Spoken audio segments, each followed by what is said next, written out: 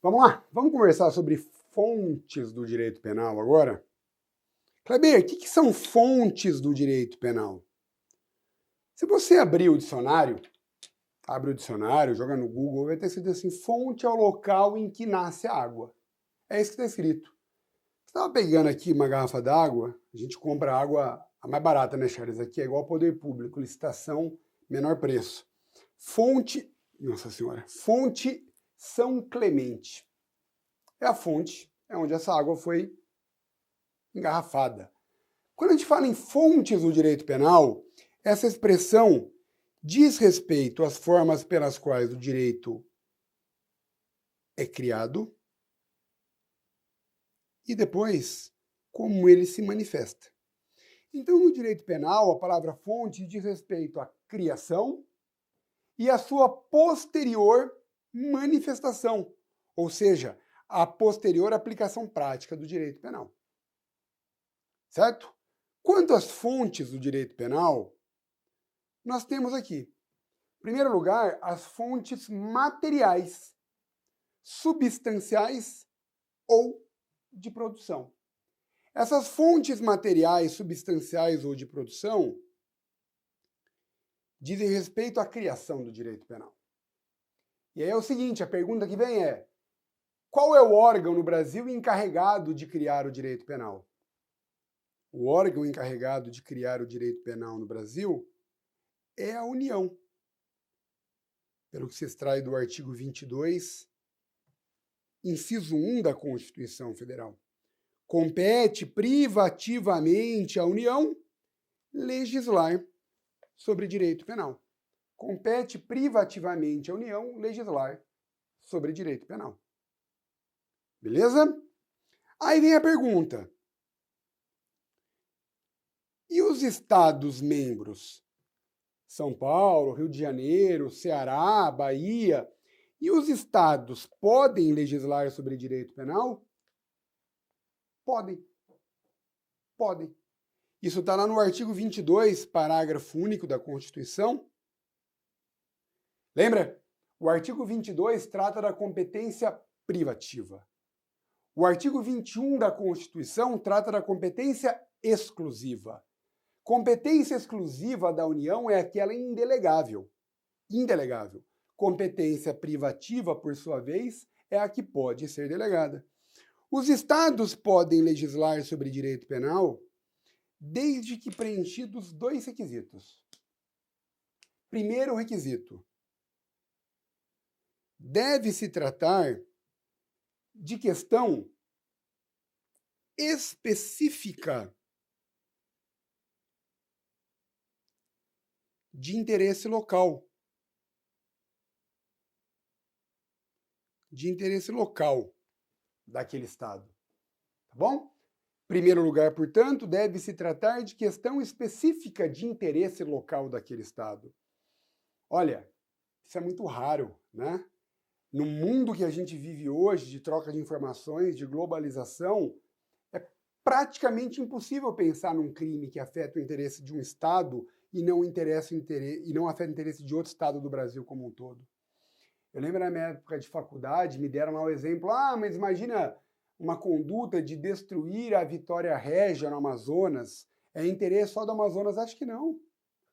Isso prejudica o meio ambiente, que é de interesse do Brasil como um todo, a qualidade do ar, o nível de chuvas, etc, etc, etc. O patrimônio ambiental brasileiro, que não é interesse só do estado do Amazonas, é do Brasil como um todo. Outra vez eu vi o exemplo, em 2006, teve aqueles ataques do PCC em São Paulo, que pararam o estado de São Paulo. Vocês vão lembrar disso, antes da Copa do Mundo. E eu lembro que o então governador de São Paulo falou o seguinte: olha, o São Paulo tem que criar uma lei especial de terrorismo e de organização criminosa. Será que organização criminosa, naquele momento, era interesse só do estado de São Paulo ou afeta o Brasil como um todo? O Brasil como um todo. Então, esse é o primeiro requisito. O segundo requisito é autorização da União. Da União mediante lei complementar. Autorização da União mediante lei complementar. Tá bom? 2 pontos, então. 2 pontos. Primeiro, o Estado deve legislar sobre questão específica do seu interesse.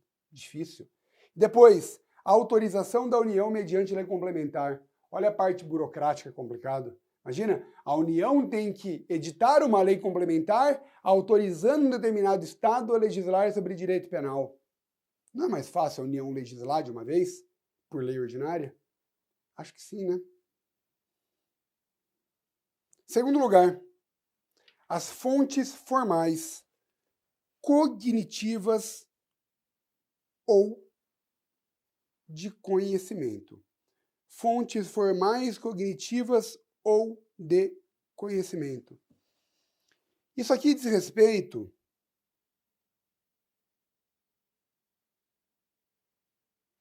à aplicação do direito penal. Isso aqui diz respeito à aplicação do direito penal. Como que o direito penal se revela, como que ele se manifesta, como que ele vai ser aplicado. Essas fontes formais, elas vão se dividir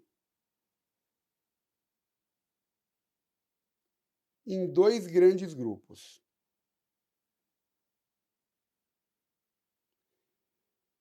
Em primeiro lugar, nós temos uma fonte formal imediata e depois fontes formais mediatas.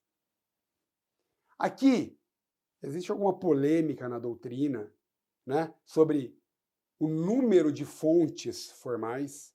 Depois, qual seria ou quais seriam as fontes formais imediatas? Existe uma certa polêmica. Eu vou com você num caminho que eu considero mais seguro, tá bom? A fonte formal imediata é a lei. É a lei. É a lei. Por quê? Porque a lei é que cria crimes e que comina penas.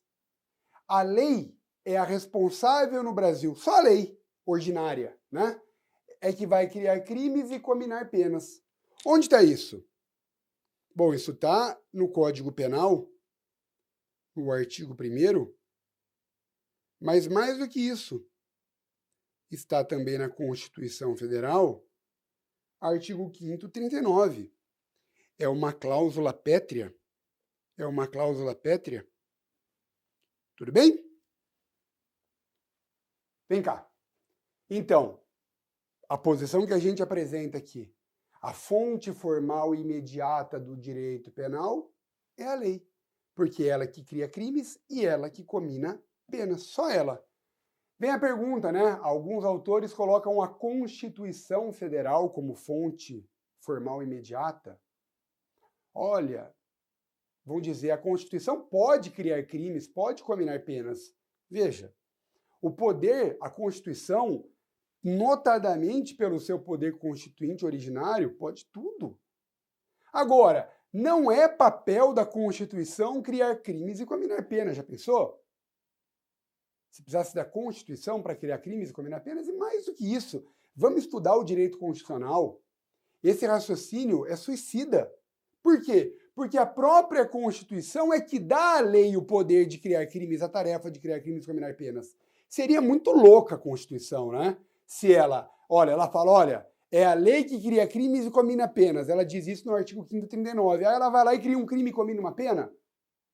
Não dá, né? De novo, não vamos interpretar a Constituição de forma isolada. Ora, ela pode tudo, ela pode criar crimes, pode cominar penas. Ela pode tudo. Ela pode, inclusive, mudar a forma de Estado, pode acabar com o direito penal, pode fazer o que ela quiser, colocar uma monarquia no Brasil, o poder constitucional originário pode tudo. Agora, seria muito louco, né? A Constituição, já que ela pode tudo, ela fala que é a lei que cria crimes e comina penas, e depois ela vem de forma totalmente bipolar e cria crimes e comina penas?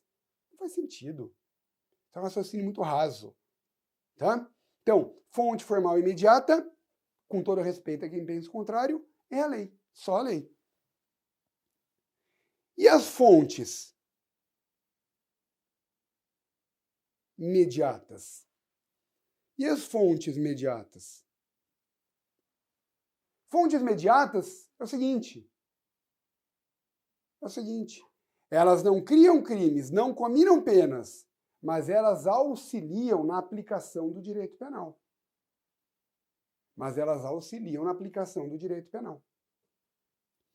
Quais são essas fontes formais mediatas? De novo, vem comigo. A quantidade, o número, quais são, existe polêmica na doutrina. Eu vou te passar uma posição bem segura aqui e vou te fundamentando o que eu vou falando. Tá bom? A primeira fonte formal mediata é a Constituição Federal.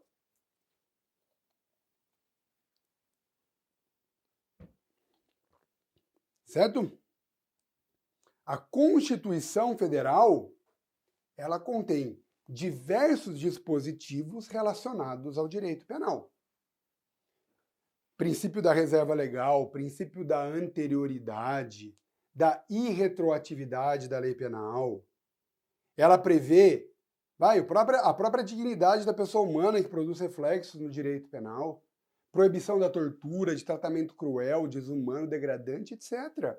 A Constituição também prevê inúmeros, daqui a pouco a gente fala mais disso, mandados de criminalização. A Constituição também prevê inúmeros mandados de criminalização. A Constituição brasileira, né, ela é uma Constituição muito grande, uma Constituição analítica. Ela até é chamada por alguns, e eu gosto dessa expressão também, que existe dentro da Constituição uma chamada Constituição Penal. Né? São as regras e os princípios de direito penal situados na Constituição Federal. São as regras e princípios de direito penal alocados na Constituição Federal. Beleza? Segunda fonte formal mediata. E aqui já entra uma certa polêmica. Alguns autores mencionam simplesmente a jurisprudência. A jurisprudência. Tá? O que é a jurisprudência? A jurisprudência é o conjunto de decisões repetitivas, né, reiteradas sobre um determinado assunto. É o poder judiciário decidindo um assunto de forma constante, de forma uniforme, de forma reiterada. Veja, não é qualquer julgado de juiz ou de tribunal que vai caracterizar propriamente jurisprudência. E mais do que isso, não é qualquer jurisprudência que vai ser fonte do direito penal. Acho que o CPC de 2015 resolveu isso de uma forma muito correta, lá no seu artigo 927. Quando ele trata dos precedentes, né, que os juízes e os tribunais observarão as decisões do STF em controle concentrado de constitucionalidade, as súmulas vinculantes, repercussão geral, recursos repetitivos. Acho que a forma mais equilibrada, mais segura de falar, olha, quando que a jurisprudência vai ser fonte do direito penal? Aqui, quando caracterizada uma situação do artigo 927, tá bom? As súmulas do STF, as súmulas do STJ, os incidentes de resolução de demandas repetitivas, as decisões do órgão especial, dos tribunais estaduais, aí acho legal. Agora, qualquer julgado isoladamente considerado não é jurisprudência.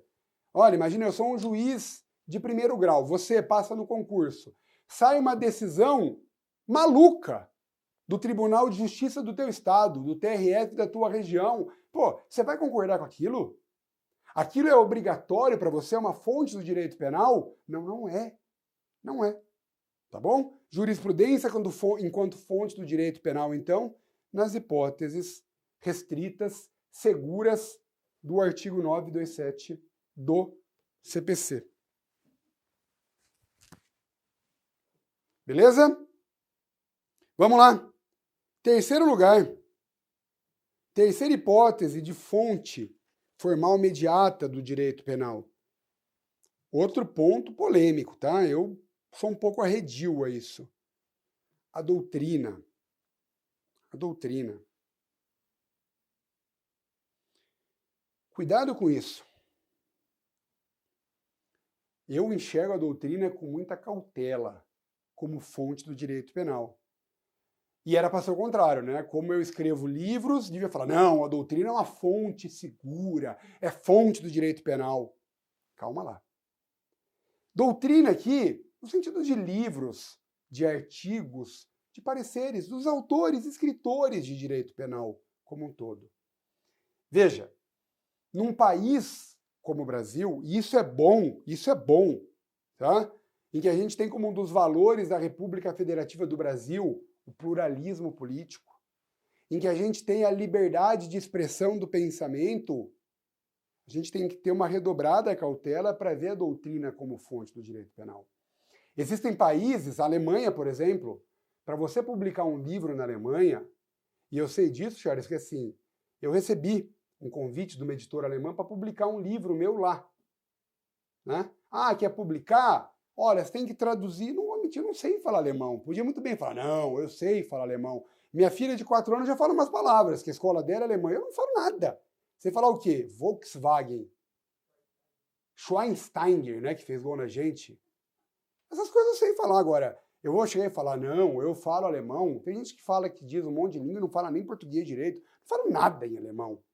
Eu tenho que pagar alguém para traduzir meu livro. Eu vou confiar no que ele traduz, no que ele escreve? E acho que, vamos falar real, né? Seria isso aí uma masturbação intelectual. Falar, eu tenho um livro publicado na Alemanha. Na boa, você acha que alguém na Alemanha vai se preocupar em ler meu livro do Brasil ou de qualquer outro autor brasileiro?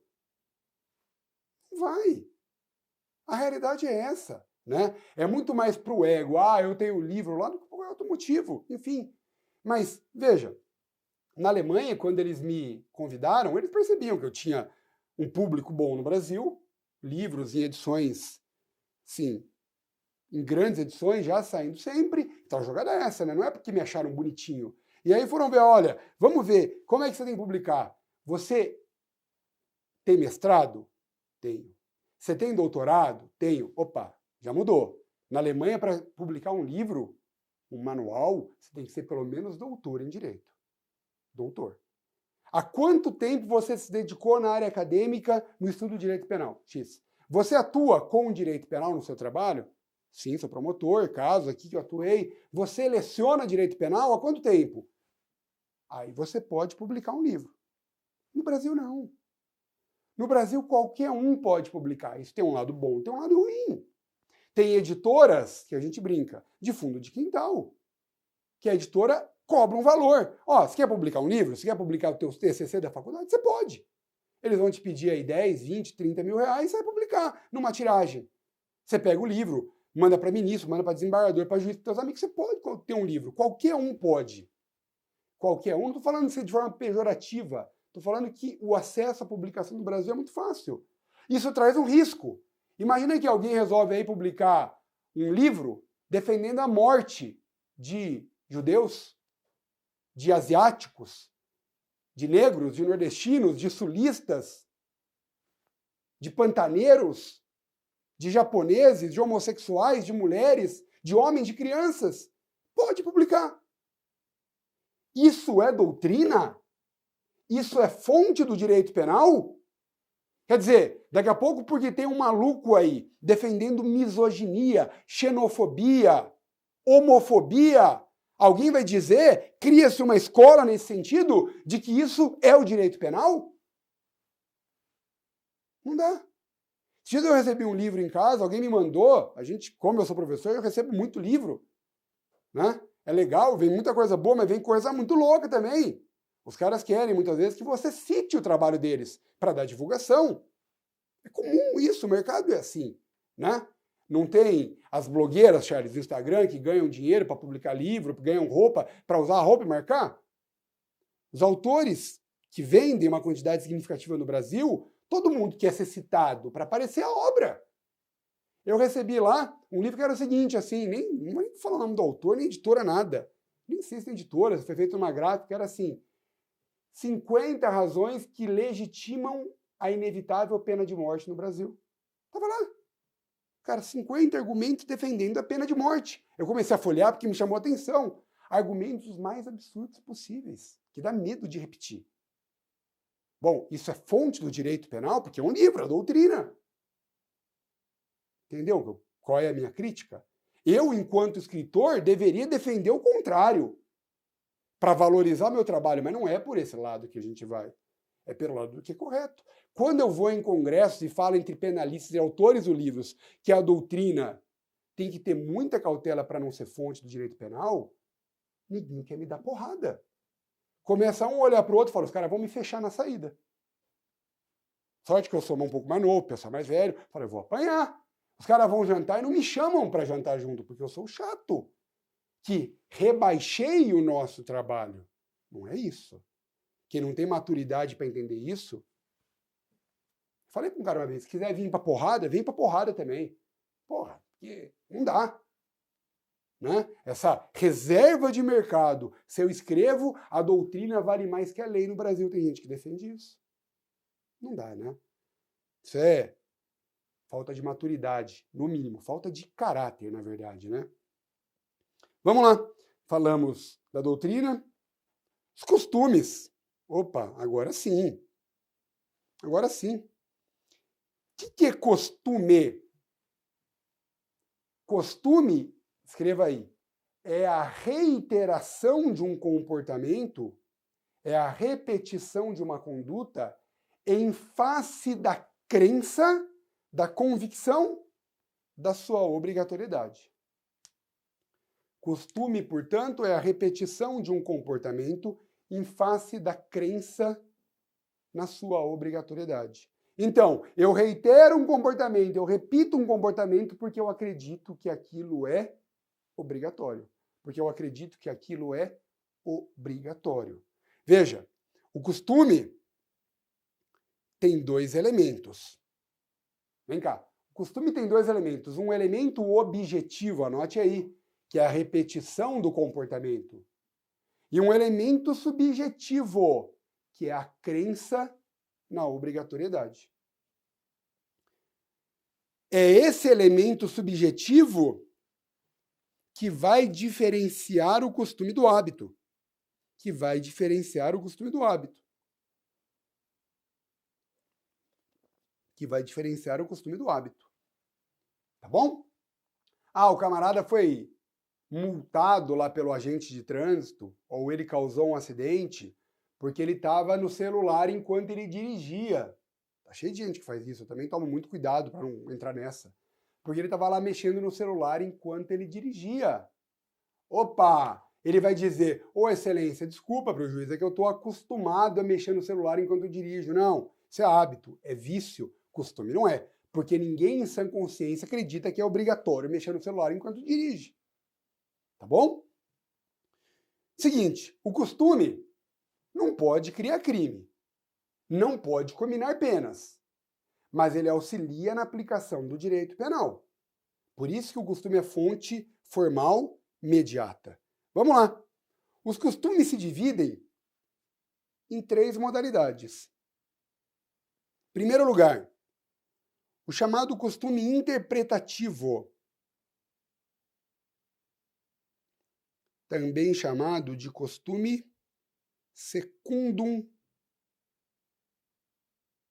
legem. Costume interpretativo ou secundum legem. É aquele que auxilia o intérprete a compreender o significado da norma.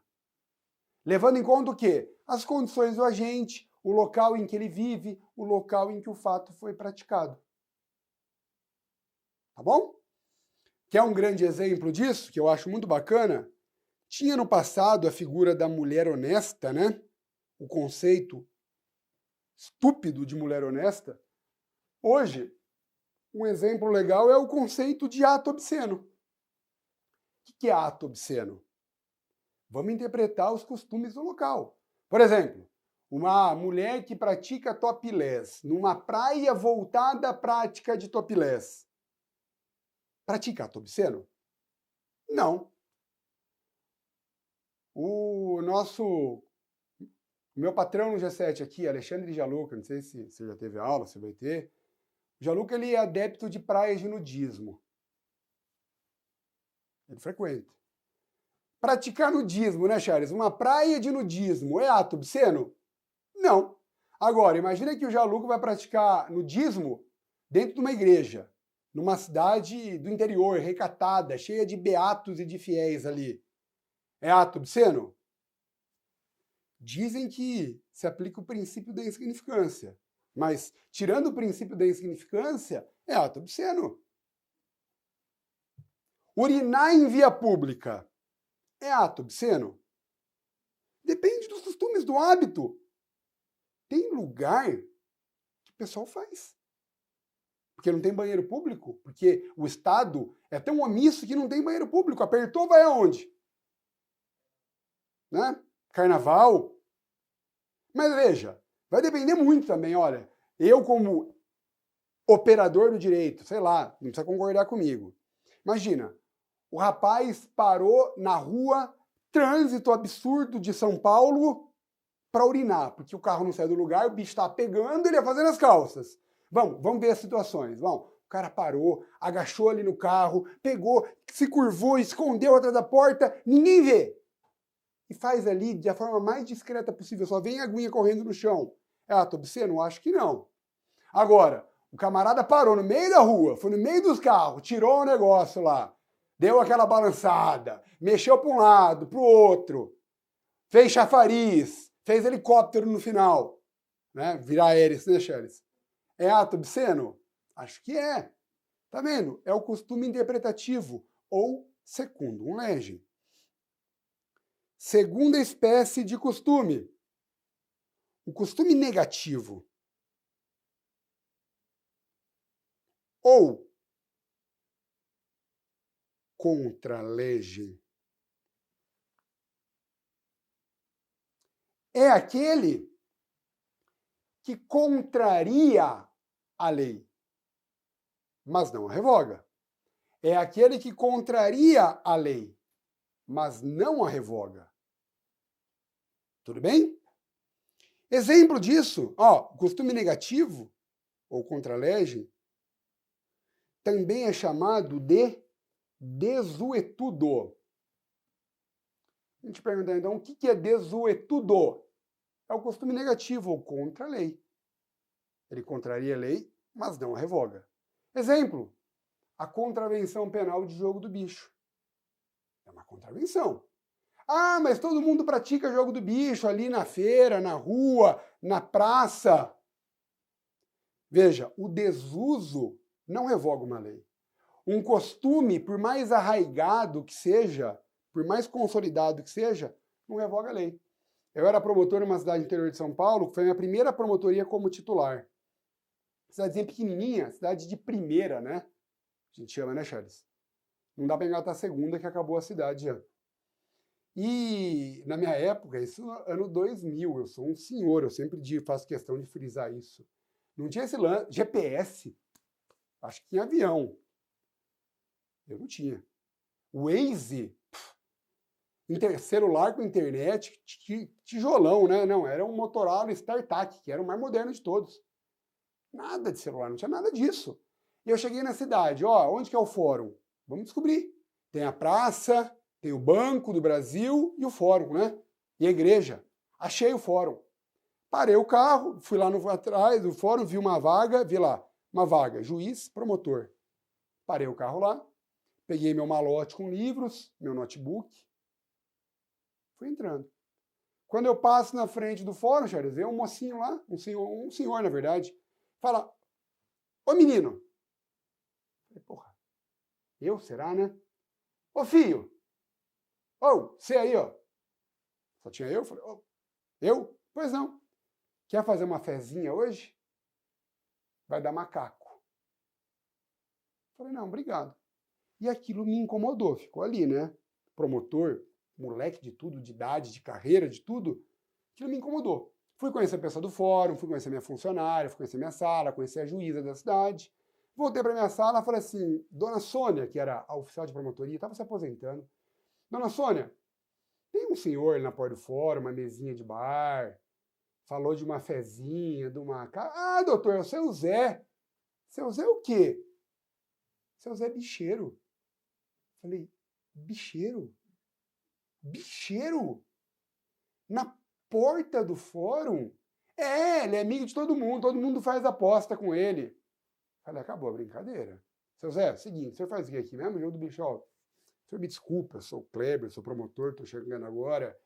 O senhor tá preso. Hã? O senhor tá preso. Chamei o policial do fórum, o cara quase me deu um tiro, né? O seu Zé é amigo dele, de aposta, de bate-papo, de cerveja. Não, vamos conduzir o seu Zé até a delegacia. Era atravessar a rua. Vamos lá. Atravessamos a rua. O seu Zé, mas doutor, que é isso? Faço aqui há 20 anos. Juiz, ó, o camarada que hoje é desembargador, doutor, presidente do tribunal, fazer aposta comigo. Fazia mesmo, verdade. Fui lá, falei, ó, o delegado não queria lavrar auto. Falei, ó, não precisa prender, é contravenção penal, ele assumiu o compromisso de comparecer ao juizado, acabou, não vai prender ninguém, mas acabou essa palhaçada, pelo menos na porta do fórum. Porra! Fiquei 2 meses na cidade. Ninguém me chamava para o churrasco. Tinha o futebol dos funcionários do fórum, todo mundo ia, menos eu. Eu chegava, sabe aquela coisa que abre a rodinha? Todo mundo sai? Todo mundo sai. Agora, beleza. Saí, fui embora, fiquei 2 meses lá, cheguei na minha cidade nova, primeiro dia liguei para a dona Sônia, e aí? Ah, doutor, e aí? Tá bom a cidade? Tá. Dona Sônia, e o seu Zé? Ah, o senhor quer saber se ele voltou? Quero. Voltou, doutor. O senhor saiu, ele voltou. Bom, veja, era o desuso. Isso é um costume negativo contra a lei. Não revoga a lei. Tá? A gente já volta e já continua falando disso aí. Obrigado.